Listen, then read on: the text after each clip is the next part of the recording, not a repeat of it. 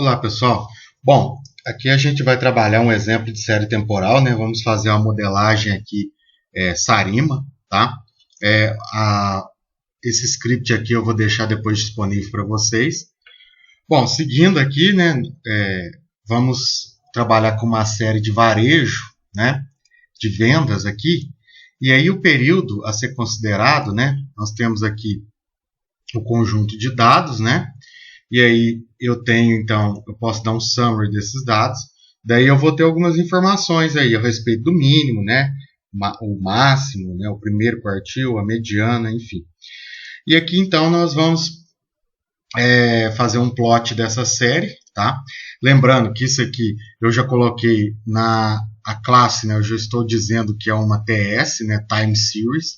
Isso aqui é importante, você tem que dizer, né?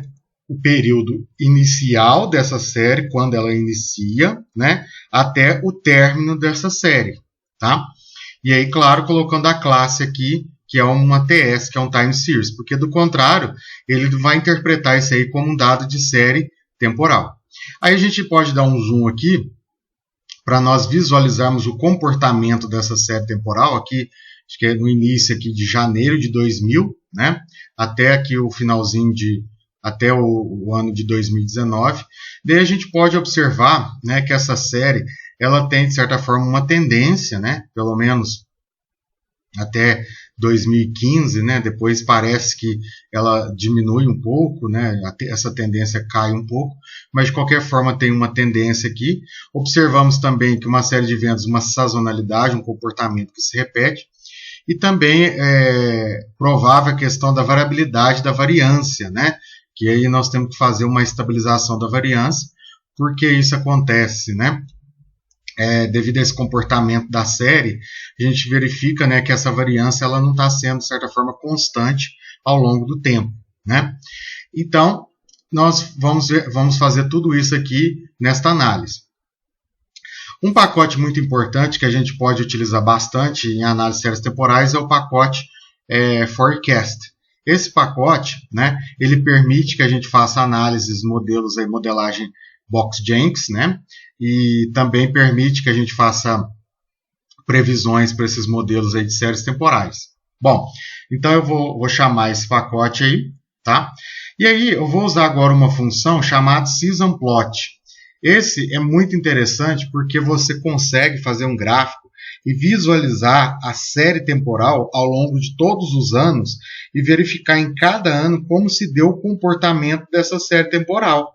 Então, por exemplo, você pega aqui alguns anos, é claro que se você tiver muitos anos, pode ser que vão se sobrepor aqui, fica até difícil de você visualizar esse comportamento. Mas, por exemplo, pega aqui 2011, né? Aí a gente vai visualizando, né? Parece que ela chega a algum momento, talvez aqui em maio, né, tem uma certa alta, né, depois aqui mais no finalzinho, aqui em novembro. Então, de certa forma, aqui ela tem um comportamento um pouco mais constante. Então, de certa forma, a gente visualiza a questão da sazonalidade, o comportamento, né, dessa série ao longo dos meses aí, para cada um dos anos dessa série temporal. Então, esse é um importante gráfico aí que ajuda a gente entender melhor como se dá o comportamento dessa série temporal ao longo dos meses, né, nos anos considerados aí. Então, esse é o pacote Season Plot. Agora, é importante, vamos visualizar a questão da função de autocorrelação e a função de autocorrelação parcial para esse nosso modelo aí, tá? Bom, vou considerar aqui uma defasagem de 36, então eu posso usar essa função aqui, ggtsDisplay. Ela é interessante porque ela vai dar, além da série temporal para nós, tá? Aqui a série temporal, ela também vai fornecer a função de autocorrelação e autocorrelação parcial. Bom, aqui é um pouco complicado ainda a gente falar das funções de autocorrelação e autocorrelação parcial, né? Porque a gente tem uma série ainda que ela apresenta tendência, sazonalidade, né? Então a gente precisa eliminar esses componentes aí para a gente trabalhar com uma série estacionária, né? Para nós fazermos a modelagem aí, Sarima para essa série. Outra possibilidade também que eu deixo aqui é nós usarmos o pacote, né, a biblioteca, né, ASTSA. ela é também interessante, que aí você coloca um ACF2, né? Aí ela vai dar somente para nós as funções aqui de autocorrelação e autocorrelação parcial, né? Então ela fornece isso aí para nós também. Se vocês então quiserem, pode usar esse GGS Display, GGTS Display, é interessante porque ele dá também o gráfico da série, né? Bom, primeira coisa agora que a gente tem que fazer numa série é verificarmos a questão da variância, né, que a gente verificou que ela não é constante ao longo do tempo. Portanto, o que nós podemos fazer? Bom, nós podemos aplicar uma transformação aí, que é a chamada transformação Box-Cox, né? Essa transformação visa estabilizar a variância aí, né, para a série temporal que a gente vai trabalhar. Lembrando que ele vai ser em função de um lambda, né, um y de lambda aí, vai ser a série, né, o valor observado elevado a um lambda menos 1 dividido por lambda, né?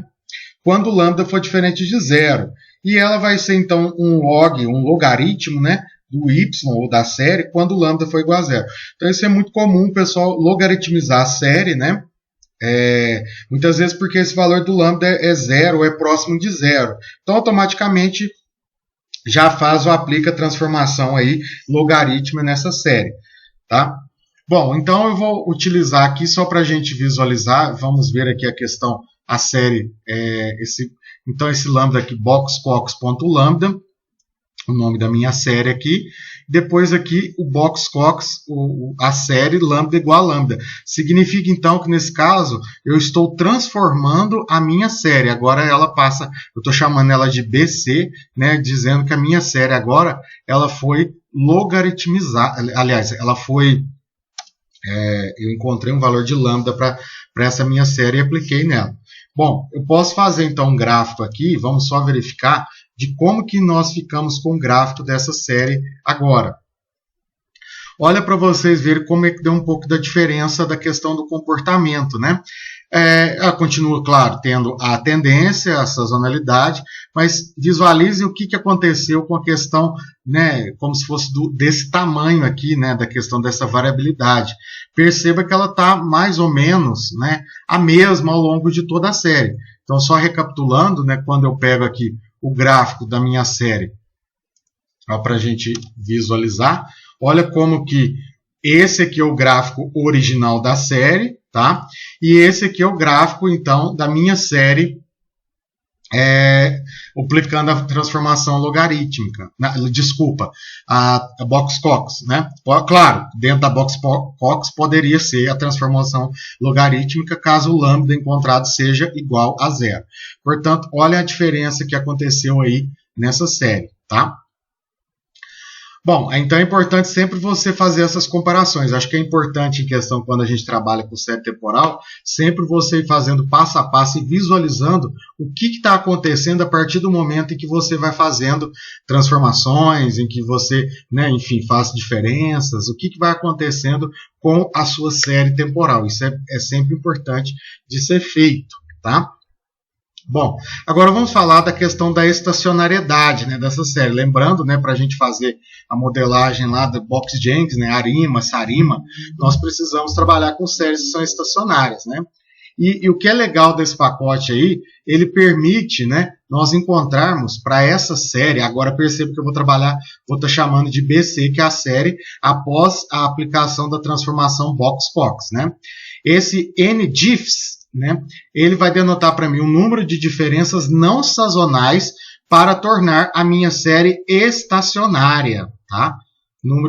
Então, como que você pode fazer isso? Eu acho que é bem interessante aqui, talvez, né, a gente colocar um help, né, dessa função aqui. Vamos ver aqui essa função NDIFS, né, o que ela retorna aqui para nós. É importante a gente sempre dar uma visualizada nos helps dessas funções. Bom, vamos verificar aqui nessa questão do NDIFS, né? Ele vai então número de diferenças que vai tornar a série estacionária, né? Então eu tenho aqui, eu vou pegar o default, né, no padrão aqui que ele utiliza, mas você pode, por exemplo, trabalhar, por exemplo, com testes aí tem o KPSS, o ADF, né, que é o Dick Fuller aumentado, então esse é um importante teste que a gente utiliza aí, né, e o PP, o Philippe Perron, que também é um teste bastante importante aí, né, aqui ó, sendo utilizado no estudo de séries temporais. Então o que ele faz basicamente? Ele faz uma diferença dessa série e testa para verificar se a série é estacionária. Se ela ficou estacionária, perfeito, aí não precisa fazer mais. Mas se ele fizer uma diferença e ainda assim ele verificar que essa diferença, a série ainda não se tornou estacionária, ele faz uma nova diferença e essa nova diferença a gente avalia a questão da estacionariedade dessa série. Se a série ficou estacionária, então ele vai dizer que são necessárias duas diferenças aí para você fazer nessa série para que ela se torne uma série estacionária. De qualquer forma, a maioria das séries que a gente trabalha aí, né, a gente trabalha com uma única diferença, né, que torna a série aí estacionária, tá bom? Bom, então, se eu encontrei aqui, né, conforme a gente viu, aqui apresenta logo embaixo o número 1, né, uma única diferença, portanto, eu venho aqui nesse diff, dou o comando aqui, a minha série, no caso aqui a minha série é ABC, tá? E eu coloco vírgula 1, significa que eu estou fazendo uma única diferença nessa minha série, tá? Então, ok, eu vou chamar a série diff aqui para denotar que essa minha série ela foi diferenciada uma única vez. Depois eu posso fazer o gráfico de novo do GGTS Display para a gente verificar como ficou a nossa série, né, após a transformação. Tá? Então, a transformação, no caso, a diferença, né? Olha para vocês verem como que já alterou aqui a questão da estacionariedade, né? Parecendo que ela está ficando estacionária aqui ao redor de uma média constante, né? E agora, outra questão que a gente precisa fazer também é a da sazonalidade. Perceba que mesmo assim ainda ela tem um comportamento sazonal. Então, nós vamos verificar também agora, existe uma função chamada NSDiffs, né? Essa NFDiffs, agora nós vamos fazer para a nossa série que já foi diferenciada uma única vez. Portanto, fazendo isso, né, ele vai dizer para nós o número de diferenças que a gente precisa para a série tornar-se sazonal. Tá? Também ele acusou aqui uma diferença de 12. Como a gente faz uma série sazonal, então a gente tem que colocar aqui, né, o diff 2 aqui, né? Eu estou dizendo então que ela foi diferenciada. Esse diff aqui agora ordem 12, né, o lag 12 aqui, diff, vírgula 12. Portanto, vamos fazer isso, que a série removendo, né, o caso da sazonalidade. E aí, portanto, a gente tem agora a nossa série aí propriamente dita, tá? Bom, então olha como é que ela ficou aí depois dessa questão da sazonalidade, tá? Bom, aqui também convém a gente olhar, né, os gráficos da função de autocorrelação e da função de autocorrelação parcial. Nem sempre em séries temporais é tão imediato nós identificarmos qual é a ordem do modelo que nós vamos utilizar. Na verdade, você pode ter vários modelos que são adequados, né, que você pode utilizar, por exemplo, a R1, né, ou ARMA 11, ARMA 21, ARMA 12, ARMA 22, enfim. Você pode ter uma série de modelos aí que podem ser adequados. Mas a gente tem que verificar, além disso, né, aquele modelo que seja o melhor. Então, por isso também a gente utiliza os critérios lá de A e C, né, que é o ACAIC, e do B e C, que é o BIC, tá? Portanto, eu vou então, uma das formas que a gente tem para avaliar e escolher a ordem do modelo, né, é identificar qual modelo que a gente utiliza, né, para identificar por meio da função de autocorrelação. Lembrando que a função de autocorrelação ela vai demonstrar para nós a dinâmica da correlação entre uma variável e as suas defasagens, tá? Então perceba aqui, né, que nesse caso a gente tem algo semelhante a um seno, né, amortecido aqui, tá? Que é o comportamento que a gente está tendo para a nossa série aqui, tá bom? A gente não tem, por exemplo, uma exponencial, né, um decrescimento exponencial aí, né? A FAC do modelo, né, do modelo ARP, lembrando, ela é infinita, né? E e declinante. Então, ela é infinita e declinante. Tá? Então, ela vai declinando uma exponencial que vai caindo gradativamente. Agora, a FAC, né, é diferente de zero na ordem de um modelo, de um MA, e zero nas demais. Então, portanto, quando a gente trabalha com o modelo ARMA, a gente precisa olhar não só a função de autocorrelação, quanto a função de autocorrelação parcial. Tá? Então, para definir a ordem de um modelo AR, né, e ARMA, consequentemente, podemos utilizar a função de autocorrelação parcial, juntamente, né, claro, com a função de autocorrelação. E na função de autocorrelação parcial, ele vai mostrar para nós a correlação existente entre uma variável em estudo e uma desfasagem do processo, excluída a influência de outras defasagens. Né?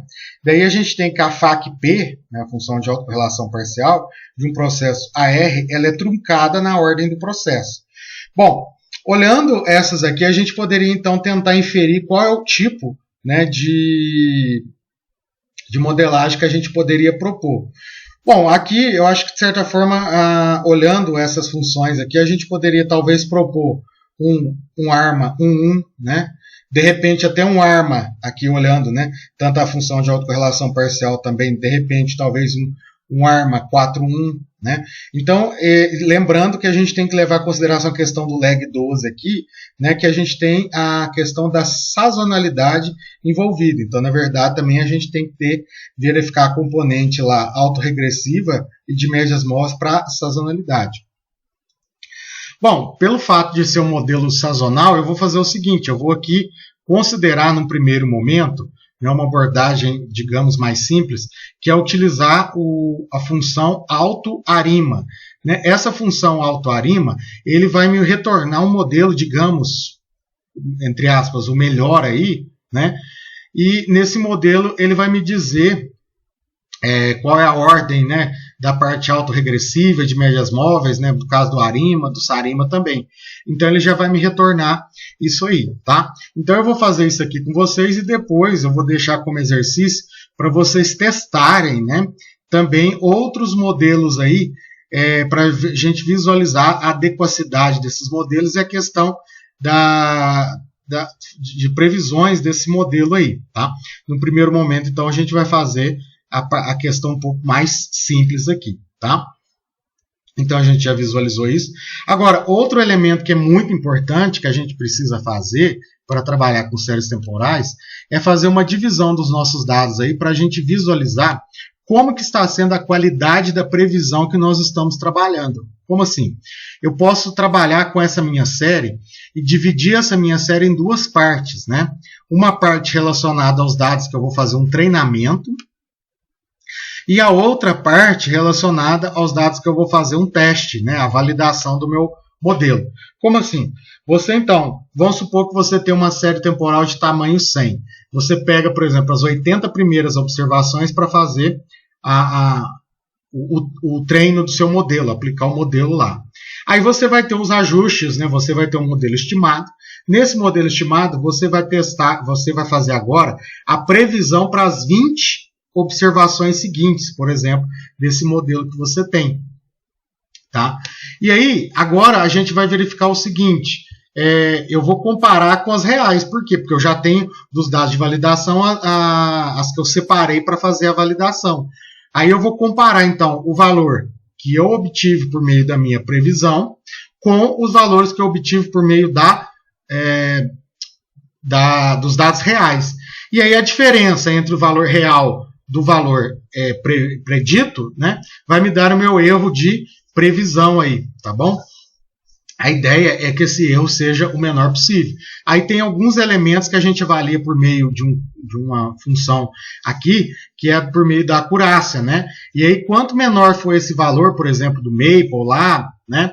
Do MAI, melhor, então a gente vai estar dizendo que o nosso modelo está fazendo de previsão, tá? Então, o objetivo sempre é buscar modelos que façam, né, uma previsão adequada para o nosso modelo. Como é que eu faço isso? Bom, gente, não tem uma regra aqui de dizer qual parte do meu modelo que eu vou usar para fazer o treinamento, né? Qual que é a porcentagem e qual que é a porcentagem para eu fazer a validação. Aqui eu vou colocar arbitrariamente, é muito comum a gente colocar algo em torno de 80%, 75%, 80%, né? Para fazer esse teste, aliás, desculpa, esse treinamento. E a parte restante para a gente fazer a validação do modelo. Então, eu vou só verificar o tamanho aqui da minha série. Eu tenho 235 observações, portanto, eu vou fazer 235 vezes 0,8 só para eu ter verificar, olha, até 80% dos dados eu tenho 188 observações. Então, o que eu vou fazer? Eu vou fazer agora o treino, aí eu coloco uma TS, claro, para denotar que isso é um conjunto de dados time series, né? Da minha série lá, eu pego a série original. Ah, mas por que eu não vou pegar a série que eu já fiz as diferenças, seria a série diff lá, que eu vou utilizar? Bom, eu poderia até pegá-la se eu quisesse, mas eu vou pegar a série original e já vou dizer para vocês o porquê disso, tá? Então, eu vou colocar da primeira observação, né, até a última observação aqui, 100ª, 88ª observação. A frequência aqui, no caso, 12, né? Que a gente tem os dados mensais aí, né, as observações aí. Agora, nós vamos então eu tenho um treino aqui, né? E aí a validação vai ser então de 189 até o restante, até 235 observações. Então eu tenho já meu conjunto de observações aqui, o treino, né? E a questão da validação. Se você quiser, não é necessário, mas só para dar uma visualizada, a gente pode fazer o gráfico aqui da série, a série para o treino, né? Aí, se você quiser também, você pode fazer a série aqui para validação, só para dar uma visualizada aí, né? Opa, validação. Certo. Olha no caso da validação, por que ela está desse jeito? Você está pegando mais a parte final lá da série, tá bom? Ok, mas isso aqui não é necessário, é só para a gente visualizar mesmo. Bom, eu vou fazer um primeiro modelo aqui e vou deixar depois como exercício para vocês continuarem. Vamos fazer um fit 1 aqui, eu vou chamar de fit 1, que seria o modelo 1. Aí eu vou usar a função já pronta do pacote forecast, que é o AutoArima, né? É o auto.arima, ele já vai me retornar o meu modelo, né? Então, se eu fizer AutoArima aqui, treino, né, lambda igual a true, por que eu estou colocando lambda igual a true? Dizendo que eu estou fazendo a transformação nos dados, tá? E outra coisa, por que eu não coloquei aqui que eu estou colocando os dados reais, né, na parte do treino? Porque vocês vão ver o seguinte, olha, quando eu faço isso, né, o fit do modelo, eu dou um summary aqui. É interessante, nesse summary aqui, ele retorna para nós, olha aqui, na série de treino, ele está dizendo que é um arima, né? Na verdade, né? Né? Uma parte autorregressiva 1, uma diferenciação, houve uma diferença aqui, olha que legal, ele já fala que houve uma diferença, tá? E aqui 2, então o MA aqui dele, 2. Agora, a parte da sazonalidade, né, essa arima, a gente tem então 0 aqui, não tem a parte autorregressiva, uma diferença sazonal, ok, tá certo que a gente já fez isso, e aqui um componente aqui MA também na arima, certo? Bom, então eu tenho isso aqui pronto, né? A transformação box-clock foi utilizado, lambda igual a true, e aí eu tenho os coeficientes aqui, o AR1, MA1, MA2, né? E o SMA1. Foi dado também, aí eu tenho o valor lá do AIC, né, do AIC corrigido, e do BIC aqui. E também foi dado essas métricas aqui, ó, que eu vou deixar depois como exercício vocês pesquisá-las, né, que é o ME, o RSME, né, raiz quadrada, né, do erro médio aqui, o padrão, né, o MA, o MAI, né, o MPE, o MAPLE. Então, tudo isso aqui são métricas que a gente tem para avaliar a questão da acurácia do modelo. Mas é sempre importante a gente avaliar isso aqui, na questão da acurácia do modelo, mas quando você está utilizando os dados preditos, né, comparados lá com os dados reais. Então, aí faz todo sentido utilizar essas métricas, porque muitas vezes pode que você encontre valores que são, digamos, bastante interessantes. O que quer ser bastante interessantes? São bons, às vezes são cada vez menores são os melhores. Então, muitas vezes, quando você encontra esses valores, você acha que o seu modelo está muito adequado.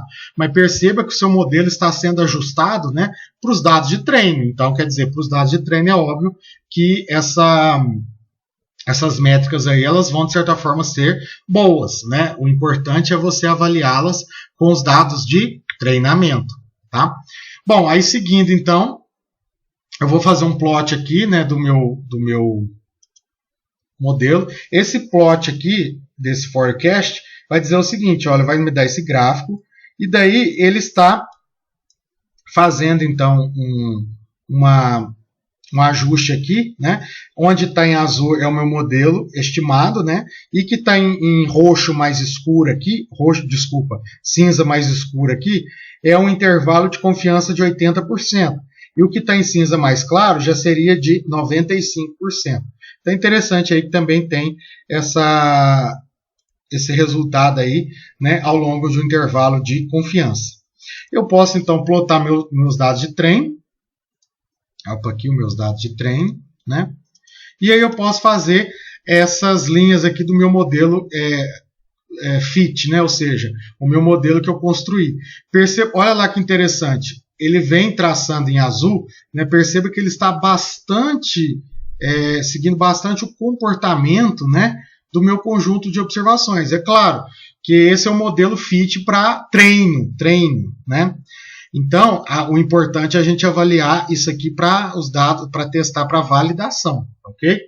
Bom, seguindo então essa regra aí, né? Agora o próximo passo que a gente tem que fazer é o diagnóstico. Lembrando lá, né, que a gente tem um ruído branco, né? Os dados normais aí, enfim, a questão os dados serem independentes, né? A questão da estacionalidade da série. Então tudo isso aí tem que ser adequado. Então a gente pode usar esse comando aqui, né? Esse check residuals, e aí a gente coloca então, nós vamos ter esse gráfico aqui, ó, dos resíduos aqui. Né? A função de autocorrelação dos resíduos aqui, ok, né? Mas aí a gente tem aqui os resíduos, de certa forma, seguindo bastante, né, adequadamente, talvez, o comportamento aí, da normalidade, né, mas ainda apresenta alguns probleminhas. E aí, então, vamos ver a questão da normalidade, o que é norma desse nosso fit 1 aí, tá? Que eu estou chamando de fit 1. Então, ok, aqui parece que não tem tanto problema, talvez, com a questão da normalidade, mas é sempre importante a gente visualizar, fazer um teste, né? Vou fazer o teste Jerk Beta para que eu visualize, né, a questão desses resíduos e o valor. Olha, aqui ele está acusando um valor de 0,01. Bom, se fosse para a gente considerar, né, a normalidade a 1%, ok. Mas se for a 5%, aí vai ter algum problema ainda aí, tá certo? Porque aí ele é menor do que 5%. Então, enfim, aí tem um leve problema, talvez, de questão de normalidade. A outra coisa que eu esqueci, quando vai nesse check resíduos aqui, ele também vai me dar o teste aqui do Leisure Box, né? E aqui ele deu um valor P de 0,03, né? Também considerando se fosse para um nível de 1%, ok, estaria resolvido lá para o nosso modelo, tá? Bom, é o melhor modelo? Bom, eu não sei. Isso aí é um modelo alta-arima que essa função, o pacote do R forneceu para nós. A ideia é que vocês deem mais uma olhada lá nas funções de autocorrelação e tentem, com base nessas funções, identificar mais alguns modelos lá para esse nosso caso, tá bom? Aí depois vem a questão da acurácia, né? Essa acurácia vai verificar a questão da qualidade, né, do modelo, né? Aqui, então, de certa forma, ela vai dar os mesmos valores que a gente já viu anteriormente ali, tá? Lembrando que essa acurácia aí eu acho que é bem mais... Eu vou até trocar aqui, vou até tirar aqui, porque ela é mais interessante nós usarmos a acurácia quando nós vamos trabalhar com os dados lá da validação, tá? Agora vamos realizando previsões aqui. Eu vou fazer uma previsão aqui, um H para 44, né? Eu vou prever 44 valores futuros aí, né? Ah, por que eu não coloco todos? Ó, poderia colocar, mas vamos ver para os 44 aqui, como que isso, o que acontece aqui, né? Então, a forecast o fit aqui, H, né? Qual que é o passo aqui que você vai considerar? Dou um plot nessa minha previsão, ok, tem o valor predito aqui, ó. Então, a mesma questão, os azuis aqui, parece de certa forma ele acompanha um pouco, bastante essa questão do comportamento aqui da série, né? Questão da sazonalidade, né? Da questão aqui, da uma leve, talvez, tendência. E aí a gente tem, então, um intervalo lá em cinza, né? Para 80% e em cinza mais claro para 95%. Ok, agora eu vou fazer o seguinte, eu vou plotar aqui, né, os meus valores da validação, né? Então eu vou colocar aqui, então isso aqui os meus valores no caso da validação, tá? Deixa eu voltar aqui, ó, esse aqui é o plot, né? Só da validação, né, dos valores, a validação aqui. Né? São aqueles valores que a gente tinha pego, tá? Do nosso modelo. E daí agora eu vou considerar esse line aqui, lines, ele vai considerar agora para mim, né, como em azul, o meu modelo predito, a predição média desse meu modelo. Olha, se você verificar isso aqui, veja bem, essa em preto é a série real. Em azul é a série predita. Perceba que, de certa forma, ele reproduz bem a questão do comportamento. Olha a questão da sazonalidade, os picos aqui que existem. Parece que está bem adequada aí. Só que tem alguns momentos, né, que talvez, por exemplo, aqui nessa parte inicial aqui não seja tão bom, né? Nessa outra parte que também não. E às vezes aqui não, mas enfim, sempre tem a possibilidade de nós melhorarmos esse nosso modelo aí, tá? Bom, agora então eu vou fazer aqui a questão da acurácia. Essa questão da acurácia, vou dizer uma coisa para vocês, ela não é tão relevante assim, por exemplo, quando a gente considera um único modelo, né? O ideal é você comparar a questão da acurácia aí com vários outros modelos, né? Porque daí você vai conseguir comparar e ver que, por exemplo, aquele valor do Maple que é o menor, então ele seria talvez o modelo mais adequado aí, um modelo que vai te dar uma previsão melhor, tá? Mas, enfim, mesmo assim eu vou mostrar para vocês aqui essa acurácia. Olha aqui, claro que se você olha esse Maple aqui, né, esses valores, em média ele está dando algo em torno de uns 10% aí, né, como um erro, né, no caso desse modelo aí, mas de certa forma pode ser, aí eu preciso comparar com outros, né, você pode olhar esse Maple aqui, por exemplo, o RSME, e comparar olhando os dois, né, principalmente. Se você tem um modelo em que esses valores são menores, né, significa que esse seu modelo está fornecendo uma previsão de maior qualidade para a sua modelagem, tá? Bom, de qualquer maneira, então, tem isso aí, né? E por último, eu vou só fazer aqui, a gente pode fazer, se quiser, só uma previsão para as 12 primeiras observações em diante, né? E aí, usar aqui esse box.teste aqui só para a gente analisar a questão também dos resíduos, né? Aqui já no caso a gente tem normalidade e box Pearson, né? Mas de qualquer maneira, isso aqui seria então, por exemplo, 12 observações, né, para frente aí na questão do nosso modelo. Bom, pessoal, é isso, né? O que eu falo agora, o que eu peço agora para vocês fazerem, para vocês rodarem isso aqui de novo e visualizarem lá pelas funções de autocorrelação e autocorrelação parcial, visualizar ou tentar novos modelos lá, que não seja esse autoarima que foi dado aqui, e aí comparar esses resultados aí depois na questão da acurácia, principalmente, né? Questão também do AIC, do BIC, e fazer um relatório disso aí, verificando, por exemplo, se o seu modelo que você obteve, ele obteve um resultado melhor ou não, né? E também olhem a questão do diagnóstico, fazer um relatório também do diagnóstico, o que você encontrou aí nessa questão da série temporal. Bom, então é isso, até logo.